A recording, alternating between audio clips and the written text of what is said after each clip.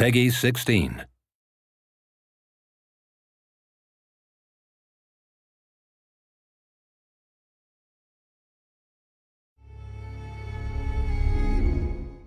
Hello world, I'm Patricia, and this is... Hi, I'm Dom. He is our... campaign designer. Yes, and we're from Creative Assembly, and we are about to do a Let's Play video on the campaign map. So, do you want to walk me through what we're going to see today? Yep, well, we're going to begin off just by showing you the front end and introducing you to the factions that we've been revealing over the past while. Sweet. I mean, this is the front end at the moment. May change a little before we release, but you get the idea.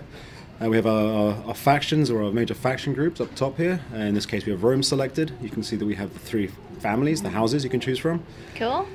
Now each major faction, that is Carthage or Rome, or each faction group, Eastern Empires, Britannic tribes, Gallic tribes, successor kingdoms and Germanic tribes, have a sort of a unifying faction trait. Now in the case of the Romans, they get this little experience gain rate boost to their heavy infantry, and they get some food production bonus across their provinces. Everyone likes bread. Everyone likes bread, and circuses. Yeah. And then these remaining 3 traits are actually specific to whichever faction or family you pick. So in the case of these guys, the Cornelia, we have they're great administrators, obviously important statesmen within Roman politics, so you get a little tax bonus. They were very fond of Greek people, so you have this little Phil-Hellenic diplomatic bonus with all Greek factions. Sweet. But also they're a bit up themselves and don't care much for the little man, so they get some public order issues in their regions and provinces. Some riots going. Now Julia, which is Caesar's house, of course, again they'll have the Roman legions and the bread and circuses. But they also have a Romanization bonus, which means they can convert provinces to Latin culture a lot faster than the other 2 families can. Countered by their drawback, which is the fact that no one really likes them because they're so keen on crushing everyone's everyone's culture, that they get some penalties to public order there. But they're also destroyers of barbarians. Obviously Caesar was the guy who conquered Gaul. We thought we'd give them a little bit of a boost when conquering barbarian tribes, so that's their thing. Cool, very cool. And then Junia, a family which was, I believe, one of the founders of the Republic, one of the people who ousted the king and started the Republic back in the day, was from this family. And so they have this founding fathers trait, which gives them a little bit of a public order bonus when they are, there's a strong Latin culture presence in their regions. Not very good on the political scene, so they have a bit of a penalty. It makes it a bit harder to play as them if you're looking to make friends in other factions. But like I say, you have this little bonus to your own territory, so you're all right. Not very good at making friends then. And they were sort of agrarian, like reformists, so they get a bit more cash from their farms, which is all good. And yeah, I mean you can see something similar with Carthage. We have the Hananids, the Maganids, the Barkids, and they all have similar things. So they'll have 2 traits that are common to them, and then the rest will sort of change. And now we have different victories as well, right? We do indeed. So everybody has a military, an economic, and a cultural. Yep. So that's here, pretty cool. Military, control X amount of settlements, maintain a number of units, research military technologies.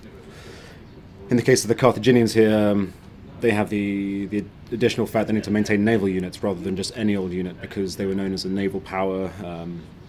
So that's very important. And then the economic victory, trade relations, very important. You need to hold the resources. You need to be making a lot of money to win. Research civil technologies.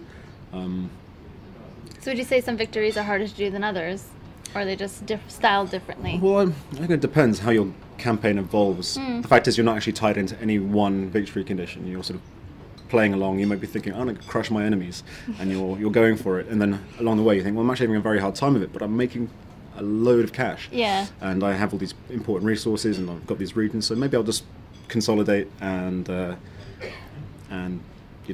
see if I can't win another way. Yeah, cool. That's cool. Are we going to take a look at the campaign map a little bit? Let's take a look. Yeah, we're going to look at a Carthaginian campaign we've got going on. Good. I'm quite excited to play Germanic, actually. Should be good. Why so? I don't know.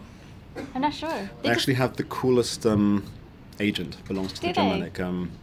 their version of the dignitary is this staff bearer, kind of bit of a witch, really. And she has this awesome cloak with like skulls and feathers, and she's awesome. See, I really like their type of style. I don't know, it sounds a bit silly to pick a faction just from the style that they had, but when this dignitary agent went in, I basically looked at him like, I would play this just so I could walk around with her, and you know. Here we are. We are, get this control.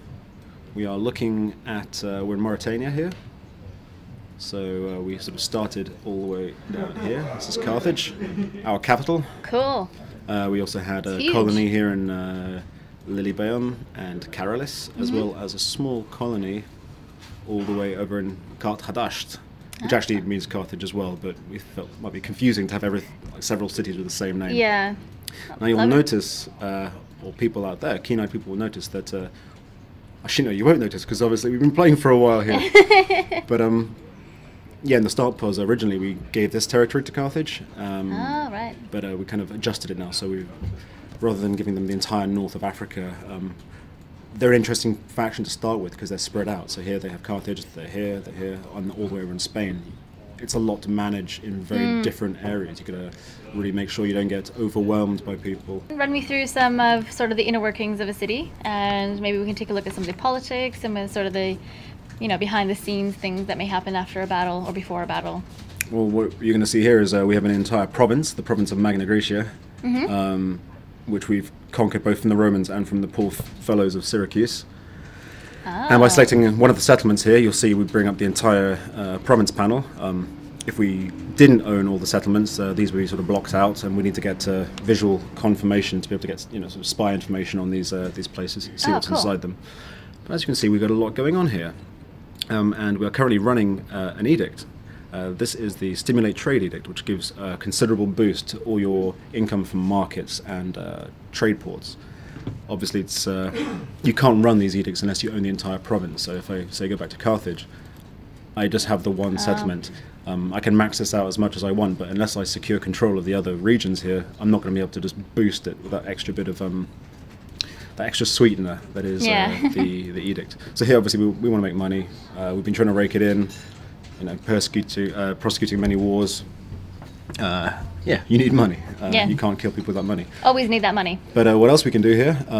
We can rally the mercenaries. Now, the Carthaginians were, you know, very much known for their use of mercenaries. Their civilian fighting force was not very good.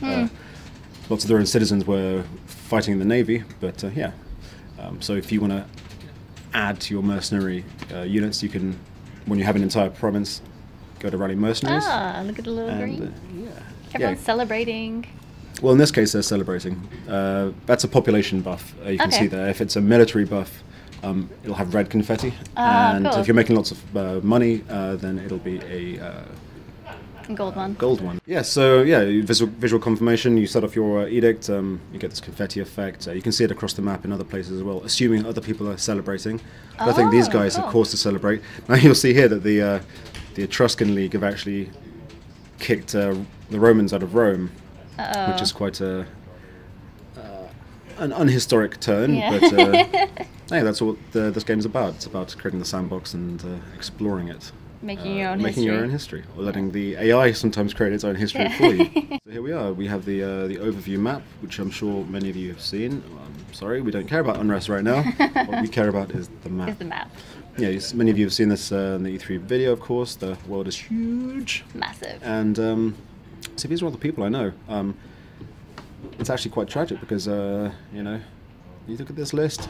You see that Rome has been destroyed. Now there's lots of other people for us to kill, so it's not such a big deal. But look at all those people. Yeah. So we've done a bit of exploring. We've seen some ships around. You can see that we've got trade relations going on. And by trading with people further afield, you reveal more and more. As in Shogun 2, you have to encounter a faction before you can actually deal with them. Yeah, and you've made some enemies as well. Well, of course. Not everyone is going to be on good terms. Like here, well, the Seleucids, for example, they have not much of a reason to like me. No. I'm dealing with their enemy, sorry. You can see I've dealt with them in the past, so they have some goodwill.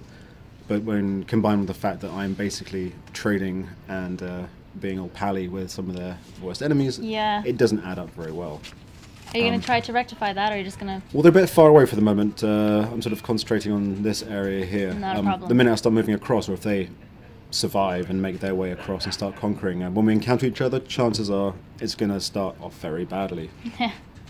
And yeah, and as someone who is, on good terms with me, we have the Celtiki, or however you want to pronounce that.